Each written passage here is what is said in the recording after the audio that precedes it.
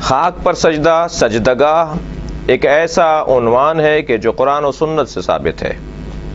وَجُعِلَتْ لِيَ الْأَرْضُ سُجَّدًا، اللہ نے میرے لیے زمین کو، خاک کو سجدگاہ قرار دیا ہے۔ یہ حدیث پیغمبر ہے کہ جسے علماء اہل سنت نے اپنی کتابوں میں، بالخصوص بخاری میں اور صحیح نسائی میں، ابن ماجہ میں اور سنن ابن داؤد وغیرہ میں اس حدیث کو نقل کیا ہے۔ پیغمبر جب سجدہ کیا کرتے تھے تو آپ قالین پر سجدہ نہیں کرتے تھے، پیغمبر اکرم کپڑے پہ سجدہ نہیں کرتے تھے، بلکہ آپ نے اپنے ایک صحابی کو دیکھا کہ جو نماز پڑھ رہے تھے اور ان کا امامہ زمین کے اور ان کے درمیان حائل تھا، ان کے ماتھے میں، ان کی پیشانی اور زمین کے درمیان حائل تھا۔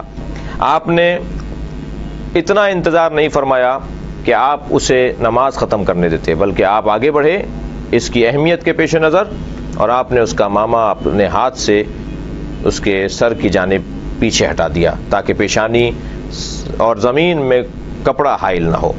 لہٰذا کپڑے پر سجدہ یہ پیغمبر اکرم کی سنت سے ہٹ کر ہے۔ السجود علی الخمرہ، یہ کتب اہل سنت کے اندر پورا باب ہے۔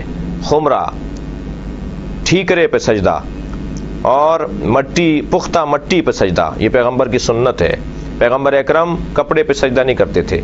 کربلا سے پہلے مطلقاً خاک پر سجدہ ہوتا ہے، لیکن کیونکہ وَطَابَتُ الْأَرْضُ الَّتِي فِيهَا دُفِنْتُمْ، معصوم فرما رہے ہیں کہ وہ خاک جس میں آپ حسین دفن ہو گئے، اے اصحاب پیغمبر جس خاک میں آپ دفن ہو گئے، وہ خاک طیب و طاہر ہے۔ لہٰذا جب خاک پر سجدہ کرنا ہی ہے تو پھر وہ خاک جو طیب و طاہر زیادہ فضیلت رکھنے والی ہے، اسے اگر سجدہ کا قرار دے دیا جائے تو بالکل ٹھیک ہے۔